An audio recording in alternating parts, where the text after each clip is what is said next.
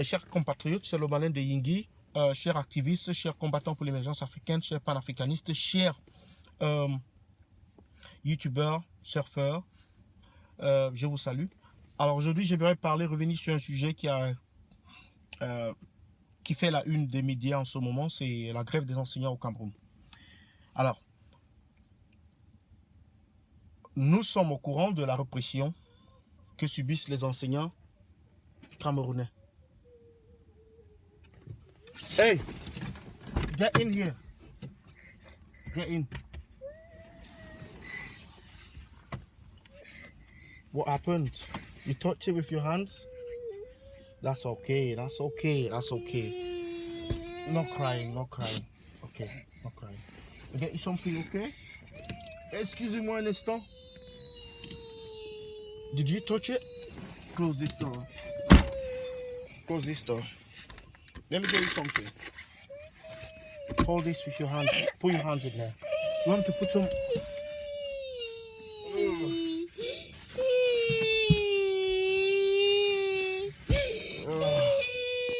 Alors j'ai été interrompu tout à l'heure, c'est le Malin de Yingui, une fois de plus, sur les manifestations des enseignants. Alors les enseignants réclament quoi? Les enseignants réclament des paiements de salaire, des arriérés de salaire et des primes de non-logement. Et comme si cela n'était pas suffisant, on se met à les tabasser, on les met aux arrêts, on les envoie dans des cellules et on les traite comme des voyous, comme des brigands.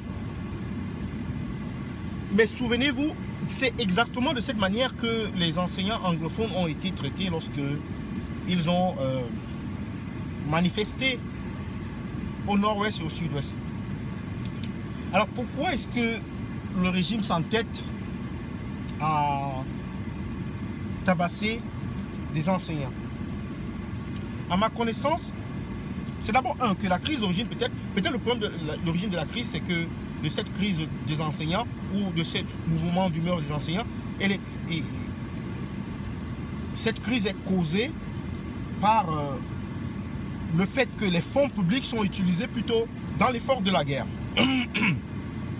C'est-à-dire les fonds qui devaient servir à payer les gens, à payer des arriérés des gens, et tout cela ont été utilisés à d'autres fins, c'est-à-dire l'effort de guerre. Une guerre dont on ne sait pas la durée. Mais ce qui est sûr, une guerre qui va durer vraiment longtemps. Le gouvernement a commencé, les dirigeants de ce pays ont commencé par oppresser, par tabasser, par brutaliser, emprisonner les leaders du mouvement des enseignants, le nouveau collectif des enseignants indignés. Et ils se disent qu'ils doivent poursuivre dans cet effort parce que, primo, ils doivent décourager tout mouvement d'humeur au Cameroun. Surtout cette opération Terminus, décourager les gens à se lancer dans une protestation. C'est ça l'objectif, en fait. Et secondo, c'est de montrer que l'État ou les dirigeants, parce que l'État c'est nous, l'État c'est un territoire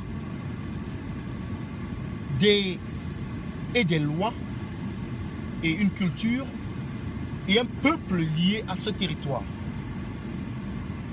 On ne peut pas avoir un État sans un peuple.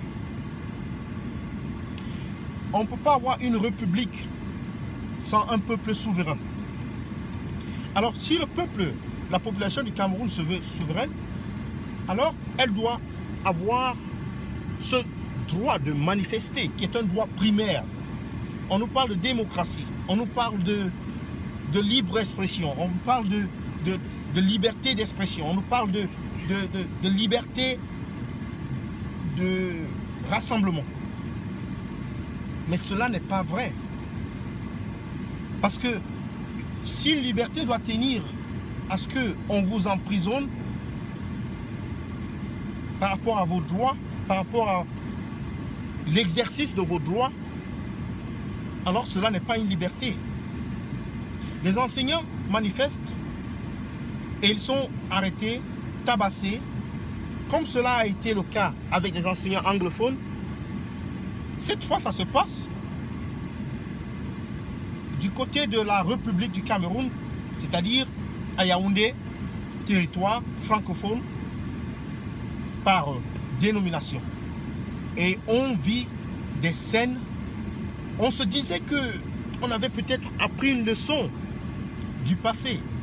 Mais non. Le régime s'entête parce que le régime en fait est coincé. Ils sont coincés, ils doivent se battre, ils doivent utiliser leurs meilleurs fonctionnaires que sont les hommes en tenue pour oppresser le reste de la population. Les hommes en tenue, je m'adresse à vous. Pour qui travaillez-vous? Êtes-vous au service de la République? Êtes-vous au service du public? Êtes-vous au service de la population? Ou êtes-vous au service des oppresseurs? Êtes-vous au service de ceux qui dilapident nos fonds? Êtes-vous au service des dictateurs? C'est ça la question. Avez-vous une conscience? Est-ce que lorsque vous rentrez chez vous, vous vous rendez compte que le travail que vous avez fait était antipatriotique? Que le travail que vous avez fait était contre la volonté populaire? Existe-t-il une conscience populaire, une volonté populaire? Nous sommes à la croisée des chemins avec la crise anglophone. Mais vous donnez raison aux anglophones par ricochet parce qu'ils avaient entamé une grève et vous l'avez reprimée de la même manière. Elle s'est radicalisée et nous en sommes à une guerre. Voulez-vous une guerre générale? Voulez-vous une révolution? Voulez-vous un conflit généralisé? Donc je laisse tout ceci à votre appréciation en cette matinée et aimez la vidéo, partagez et commentez. Merci.